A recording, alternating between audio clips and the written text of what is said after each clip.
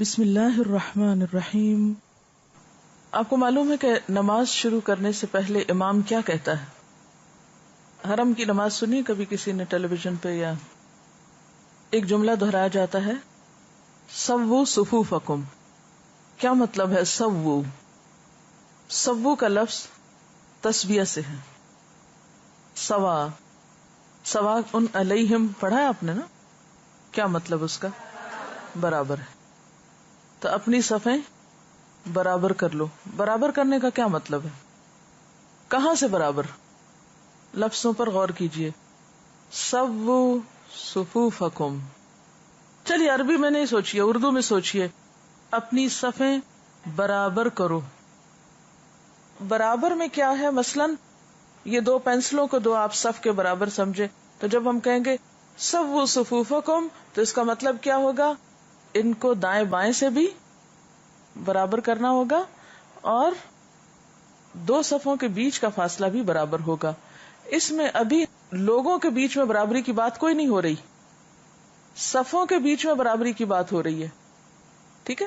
یہ ایسے ہی ہے جیسے کتاب کے اندر پیجز بھی ہیں اور دو کتابیں بھی ہیں. اگر میں کہوں کتابوں کو برابر رکھیں تو آپ ورقوں کی بات نہیں کریں گے. جب میں آپ سے پوچھوں کہ صفیں برابر کرو تو اس کا مطلب یہ نہیں ہوگا کہ لوگوں کو برابر کھڑا ہونا چاہیے، پاؤں جوڑ کے یا کندھے جوڑ کے یا ہاتھ جوڑ کے. یہ نہیں ہے اس کا مطلب. سووا صفوفکم میں صف چکے اس کا مفعول ہے، صف پر کام ہوگا. لہذا جب آپ سے کہا جائے کہ کتابیں برابر رکھو تو اس طرح ان کو برابر آپ کریں گے.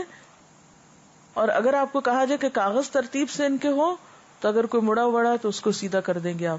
ٹھیک ہے نا؟ اچھا، اب صف کو جب برابر کرنا ہوتا ہے تو اس میں یہ نہیں ہوتا کہ آپ ایک طرف سے شروع کر کے تو یہاں دوسری طرف برابر کرتے ہیں. صف بیچ میں سے شروع ہو کر جہاں امام ہوتا ہے نا وہاں سے شروع ہو کر دو طرف پھیلتی ہے، بیچ میں سے شروع ہو کر دو طرف کو جاتی، اور پھر جہاں پیچھے سے آنے والا دیکھتا ہے کہ ہاں صف رائٹ سائڈ پر مکمل ہو چکی ہے تو پھر وہ کیا کرتا ہے؟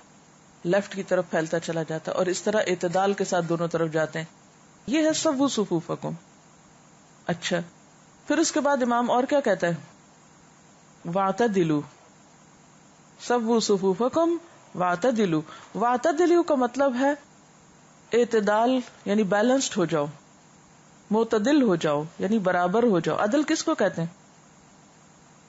عدل کا لفظی معنی کیا ہے؟ برابری. اب واعتدلوا اس میں کس کی بات ہو رہی؟ کون واعتدلوا؟ صفیں یا انسان؟ اب انسانوں کی بات ہو رہی ہے. اب انسانوں میں اعتدلوا کیا ہے؟ کہ سب برابر ہو کے کھڑے ہو، آگے پیچھے نہ ہو. ٹھیک ہے؟ آگے پیچھے نہیں ہونا، برابر ہو کے. اب بعض اوقات کیا ہوتا ہے کہ اگر آپ اتنے تنگ ٹائٹ ہو کے بیٹھیں گے تو کیا ہوگا؟ کچھ آگے ہوں گے کچھ پیچھے ہوں گے، وہ واعتدلوا نہیں ہوگا. سووا صفوفکم واعتدلوا وسدوا الخلل. سد الخلل کا کیا مطلب ہے؟ خلل کہتے ہیں گیپ کو، خلال، یہ دانت کا خلال، داڑھی کا خلال. خلال کا لفظ آپ نے سنا ہوگا. ٹھیک ہے؟ تو سد الخلل، خلل یا جو گیپس ہیں ان کو کیا کرو؟ بھر دو، گیپس ختم کر دو. تو ہم دوبارہ سے دیکھ لیتے ہیں. سووا صفوفکم واعتدلوا وسدوا الخلل. اچھا، اس میں ایک اور جملہ بھی آتا ہے، وہ میرا خیال ہے کہ حدیث ہی کے الفاظ ہیں، جس میں آتا ہے لینوا فی ایدی اخوانکم. لینوا فی ایدی اخوانکم، اپنے بھائیوں کے ہاتھوں میں نرم ہو جاؤ. اس کا کیا مطلب ہے؟ اپنے بھائیوں کے ہاتھوں میں نرم ہو جاؤ. اگر کوئی کہے کہ ساتھ ہو جائیں تو بات مان لیں، ساتھ ہو جائیں. اگر کوئی کہے ذرا دور ہو جائیں تو بات مان لیں، ذرا دور ہو جائیں. کیونکہ صف بنانے اور بنوانے میں سب سے بڑی مشکل کہاں پیش آتی ہے؟ جب کوئی بات نہیں مانتا. جب آپ کسی کو کہیں کہ سیدھے ہو جائیں تو وہ کہے کہ کیوں، مجھے کیوں آپ سیدھا کر رہے ہیں؟ آپ جب کوئی سننے کو تیار نہ ہو. ٹھیک ہے نا؟ اچھا، بعض اوقات یہ ہوتا ہے کہ کسی کو صف میں سے نکلنا پڑ جاتا ہے. اب کس طرف کو جائیں؟ ہر کوئی ادھر ادھر کھینچ رہا ہوتا ہے. وہ کہتا ہے ادھر جڑ جاؤ، وہ کہتا ہے ادھر جڑ جاؤ. تو اس میں امام کی طرف جانا چاہیے، یعنی جہاں بھی امام ہو اندازے سے اس طرف کو لوٹنا چاہیے. کیونکہ اب کسی کو پتہ نہیں چلے گا کہ ہمارے دائیں طرف کم ہے یا بائیں، کیونکہ وہ نماز چھوڑ کے یہ تھوڑی دیکھے گا کہ کدھر کو اب. تو اس میں پھر اصول کیا ہے کہ امام کی طرف آپ جھک جائیں. ٹھیک، یہ ہیں وہ جملے جو امام نماز شروع کرنے سے پہلے بولتے ہیں. تو نماز میں صفیں کیوں بنوائی جاتی ہیں؟ کیوں بنوائی جاتی ہے نماز میں صفیں؟ نماز ہی پڑھنی ہے نا، کہیں بھی کھڑے ہو کے پڑھ لو. اللہ کی عبادت کرنی ہے، دل میں خشوع ہونا چاہیے اور نیت اچھی ہونی چاہیے اور اللہ سے محبت ہونی چاہیے، اور کافی ہے. ٹھیک نہیں؟ کافی ہے نا. عام زندگی میں آپ دیکھیے کہ ایک کام ترتیب سے کرنا اور ایک کام بے ترتیبی سے کرنا، کیا اس کا اثر ہماری ساری زندگی پہ پڑتا ہے یا کچھ اور بھی؟ سب سے پہلے کیا چیز آتی ہے لائن میں کھڑا ہونے سے؟ ڈسپلن، تنظیم، ترتیب. ٹھیک ہے. پھر اس کے بعد یہ ہے کہ جب اس کا ایک روب ہوتا ہے، جب آپ برابر ہو کے کھڑے ہوتے ہیں تو ایک ڈسپلن میں ایک روب ہوتا ہے. پھر اسی طرح دوسرے لوگ مشکل اور پریشانی سے بچتے ہیں. بھلا کیسے؟ اگر کہیں جو مسجد میں داخل ہوا، جہاں اس کی مرضی آئی کھڑا ہو گیا، کوئی پیچھے سے آیا، اب اس کو جگہ نہیں مل رہی، آگے جگہ خالی پڑی ہیں، پیچھے کے لوگ دروازے سے باہر نکل کے نماز پڑھنے.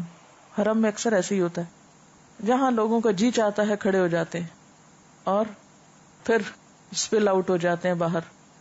ظاہر ہے کہ حرم کے اندر نماز پڑھنا اور حرم کے باہر نماز پڑھنا اور پیچھے جا کے پڑھنا، اس میں فرق ہو جاتا ہے.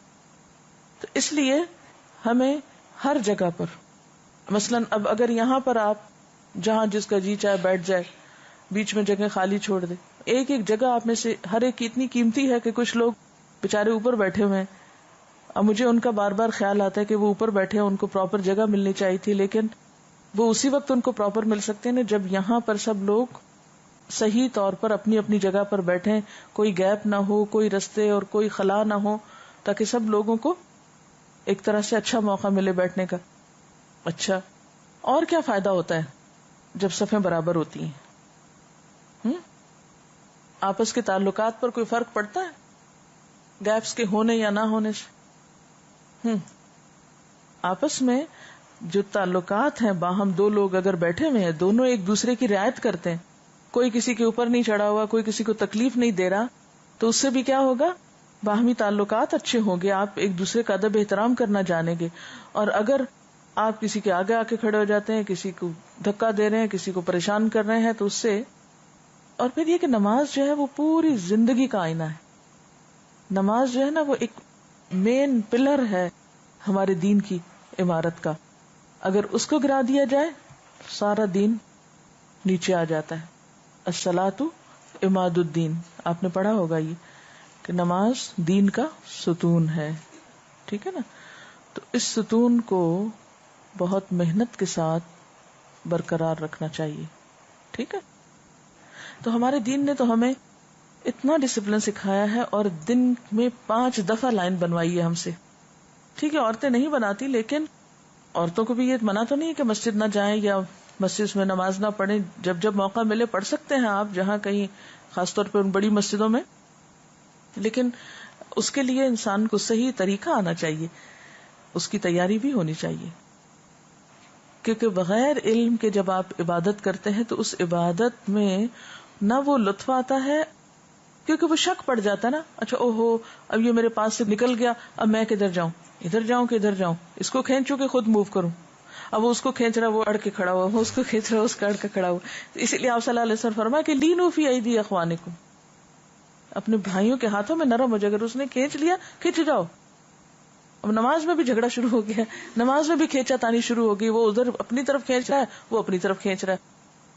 اور پھر آپ دیکھیے کہ نماز میں جو ایک لیڈرشپ کا تصور دیا گیا ہے وہ ہر جگہ پر ہے. وہ کلاس روم میں بھی ہے.